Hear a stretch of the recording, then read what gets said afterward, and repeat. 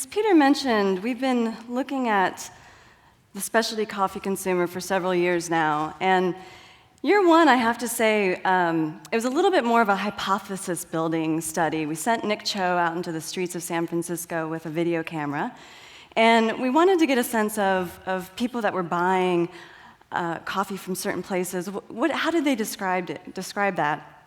And then right away, we learned that they don't recognize the term specialty. So that made our research challenge a little bit difficult to understand the specialty coffee consumer. But the SCA got creative, and so in year two, we added on this element of collages with our focus group studies.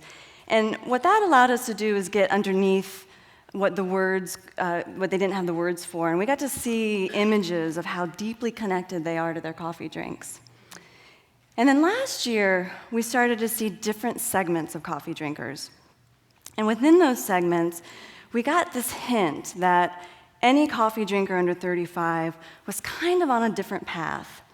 And that was what interested us at S&D. It wasn't so shocking to us that drinkers under 35 were being exposed to more and having different experiences, but it was the fact that these experiences, being this kind of first generation of coffeehouse kids, if you will, seemed to be sending them on a different trajectory entirely.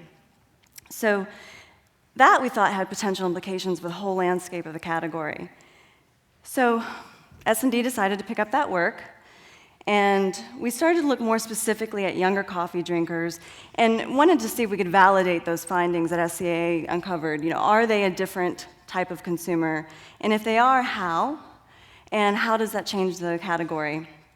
So we engaged Data Essential, a leading research firm, and we had three components to this study. We looked at two syndicated sources of data with 12,000 and 74,000 consumers, respectively.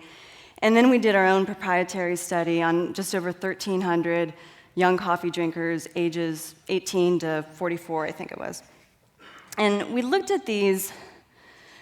specifically at the millennials, that group of coffee drinkers from 18 to 34, and we looked at them against their Gen X counterparts. And we did split up the younger and older millennials because we did see a distinct difference. Once somebody fully enters the workforce, there was a little bit of a change in purchase behaviors and patterns. So we have this group of young millennials, 18 to 24-year-olds, and then we have this group of older millennials, 25 to 34-year-olds, that we were really digging in and comparing them against the total population of coffee drinkers as well as their Gen X counterparts. And I would say, overall, what we found is, in terms of the main question, are these coffee drinkers different? Absolutely. They start drinking coffee much, much earlier. So for a Gen X coffee drinker, they, on average, started to drink coffee about 19 years old. And the older millennials started around 17. And the majority of these younger millennials started around 15. And this group, this 18 to 35-year-old group, they're also drinking a lot more coffee away from home. So 18 to 35-year-olds are at least twice as likely to drink their coffee away from home than they are at home. And that's very different from a 35 to 54-year-old. So for a 35 to 54-year-old, a big part of their consumption happens at home. If you're targeting that older coffee drinker, the biggest competition you really have is whatever their at-home ritual is. But this group of consumers, they are going out and they're trying more places and they're trying more types of drinks, and they're drinking a little bit more overall. So this older category of millennials, about 44% of them drink at least 1 cup a day away from home, and that's versus about 34% of their Gen X counterparts. So they're drinking coffee younger, they're drinking away from home more, they're drinking a little bit more overall. That's exposing them to a lot more, and that's really pushing their quality expectations up. At a base level, they expect that coffee should be fresh and good quality and consistent, but they also have broader motivations and needs about what they drink and where they go. I mean, really, they want it all. They expect a lot. And they think they know a lot, and they may know a lot, I don't know. But they definitely seem to be a more sophisticated coffee drinker. So 48% of these older millennials categorize themselves as foodies. And 26% of them also consider themselves coffee experts. And the other thing that's really important to know about them is they really expect quality coming in, they think they know a lot about food and coffee, and beverages to them, coffee drinks, espresso-based, iced, frozen, those kinds of beverages are really important for them. Those drinks are absolutely the gateway. So 43% of those older millennials, they started drinking one of these coffee drinks versus 27% of their Gen X counterparts. And 55% of these younger millennials are starting on those coffee drinks.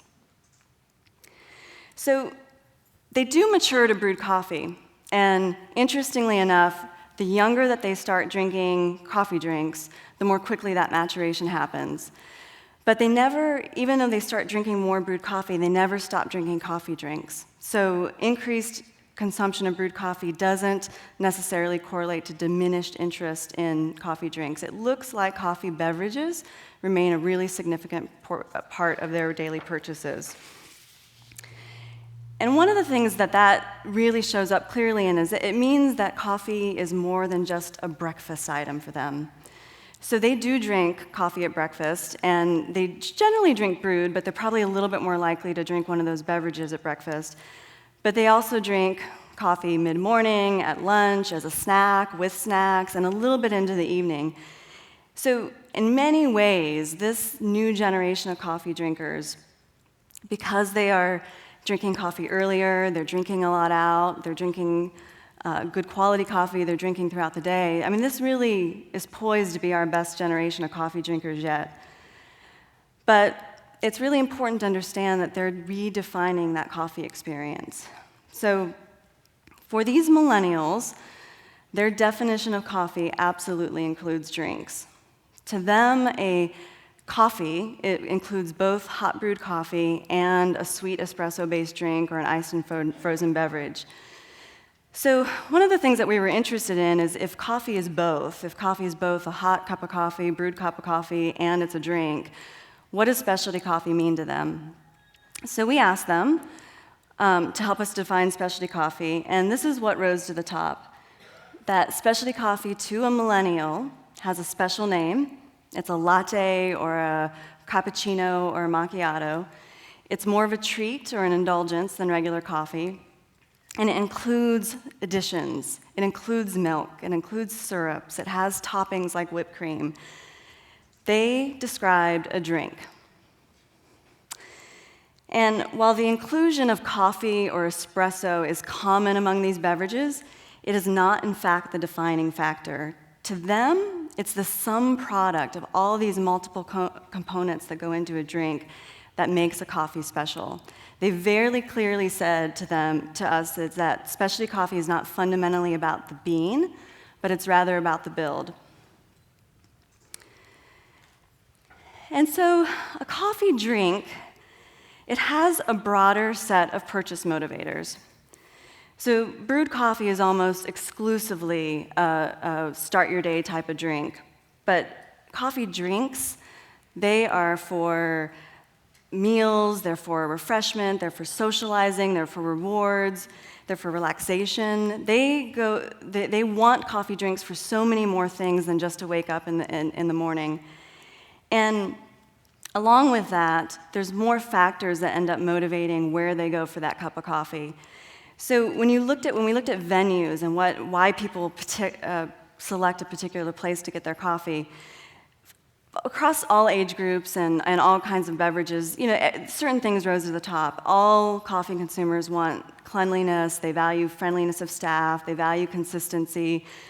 That motivates all of the coffee drinkers. But for Gen X coffee drinkers who tend to stick with brewed, their motivations kind of stop there.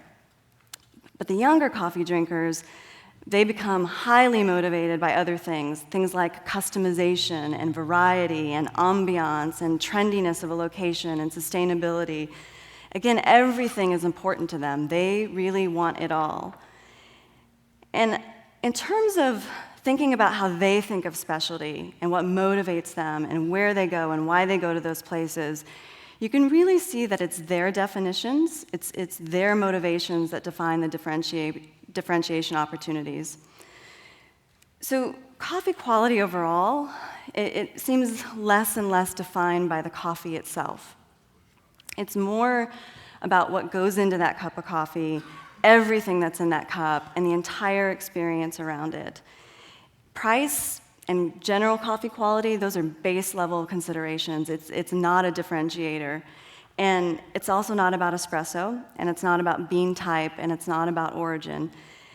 So it starts to point to this idea that coffee quality as a strategy in and of itself isn't really a differentiating strategy.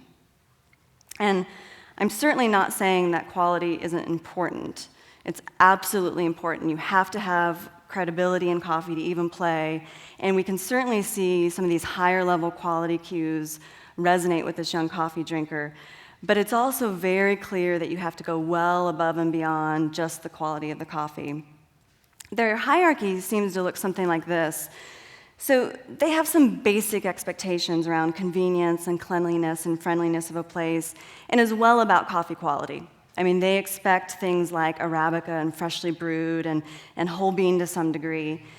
And from there, it's really where you can start to see drinks find their appeal. It's really where we see customization and variety come in. And then beyond that, some other factors show up. And I sort of created one category called authenticity, but these are those factors of, you could start to see things about craft and local, and coffee more as a culinary item really start to resonate. And things like sourcing and sustainability were also very important. But these third-tier attributes, they aren't really driving behavior yet. So that suggests that you can't really win on just one aspect of this hierarchy of needs. And as we did our venue work, as we looked more deeply into where they're going and why, and who's winning on which attribute and why, and who's losing on which attribute and why, an interesting finding kind of rose to the surface. So overall, independent coffee shops were rating pretty high on that third tier. They were doing really well on things around coffee credibility and local and craft and to some degree sustainable sourcing. But they were doing really poorly on that bottom tier. And so much so that you could see the overall impression of those establishments drag down. And we could see in some cases where certain outlets that weren't particularly known for coffee quality but did these bottom things well, like consistency and friendliness, they were actually performing as good or even better than an independent coffee shop. So that really tells us that you can't be special just because you're independent or local. You really have to cover these bases well. And I think the other thing that we can kind of see in this pyramid that's forming is, it does provide some context for the new capital that's coming into this sector. So I think that we can see certain investments where people are looking at just that third tier. People are looking at just the trendiness and maybe a little bit of sustainability messaging. And I'm not sure that those strategies are going to be sustaining. But those people that are investing in, either through acquisition or new locations by investing in quality and really strong service platforms and looking at things about how to penetrate the at-home market more or looking at drinks more creatively, I think those are the strategies, those are the investments that you're going to see play out with this young coffee drinker. But all of that pyramid, all of those needs, those are just really patterns. Those are things that we see starting to drive and motivate purchase. I wouldn't say that they're all locked in. And certainly above that first tier, I think there's definitely room to strategize above that baseline. So the attributes of variety and customization, those are not well defined at all. And you can really see this craving for creative flavors. And I don't think that they're talking about some return to just snickerdoodle lattes. I think that what they're really saying is that creativity is just as important to them in a drink as the precision of that build. So I think they're kind of starting to push on us to not be so technical, but actually be really creative and have fun with what we're serving. So it would be really good to think about those drinks differently. For millennials, coffee drinks, they've always been abundant, so they're less of a treat and they're more just one more viable coffee option for them. And in drinks overall, the overall flavor profile is determined by so many different components, it actually kind of renders the coffee component secondary. It kind of dilutes those coffee attributes like bean quality and sourcing almost as like a secondary detail. So the other thing about that, espresso did not register in this study, and I'm not sure if that's because espresso is not important to them or they don't value it, or if we just don't value it enough in terms of how it works and performs in the context of a build. So it all opens up this big question. I mean, does a coffee strategy that fundamentally has its foundation in how you source and the quality of that bean and the care that you've taken with that bean, is all of that going to have the same resonance in the drink? And I think that in partnership with that question, we also have to start reconciling, doing some reconciling around sweet. So these younger coffee drinkers, they absolutely prefer sweeter drinks.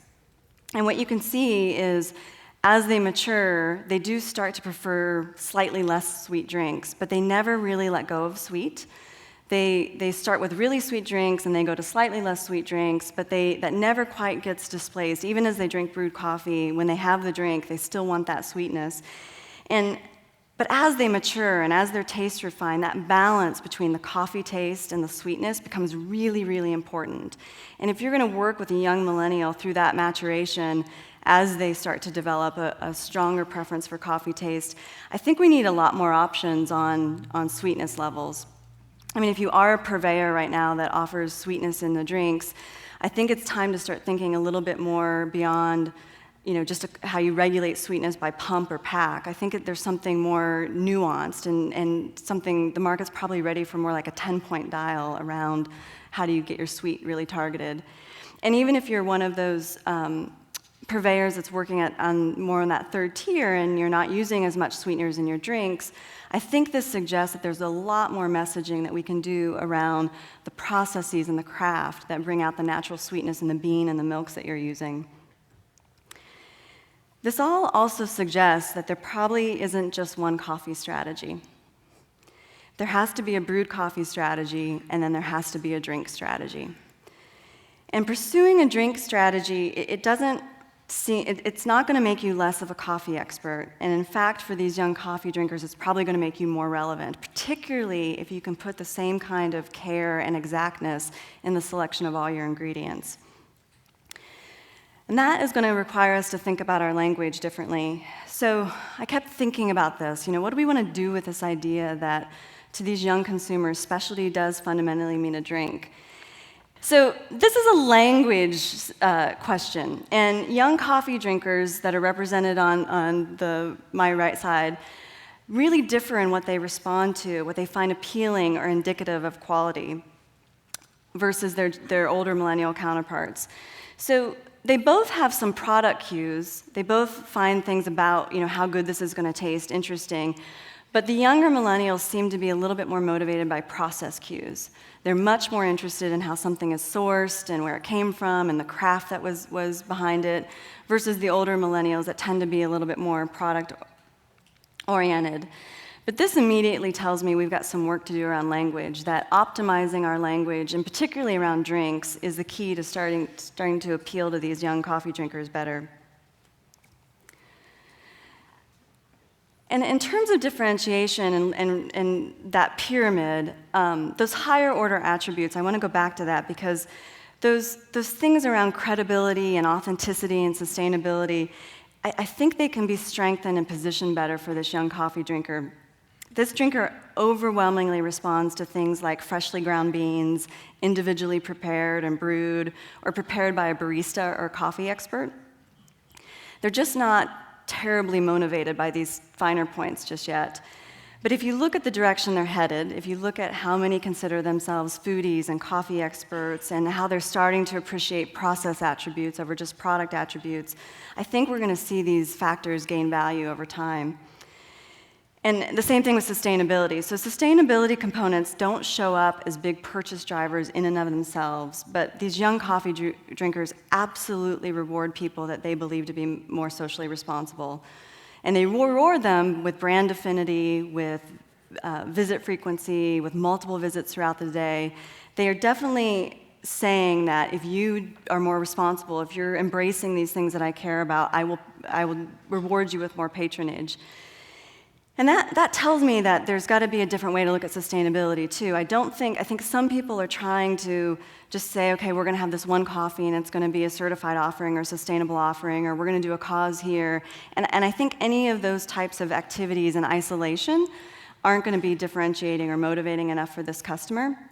But certainly, sustainable sourcing and environmentally sound operating practices as part of your overall value proposition, that certainly becomes a motivating and differentiating factor for this group. And I would say overall, looking at the pyramid of needs and where there's opportunities to differentiate, that there is something more. This is a highly connected and creative, hands-on generation, and they're becoming much more accustomed to things like crowdsourcing and participatory processes and defining their own rules. And coffee is a really big part of their social lives.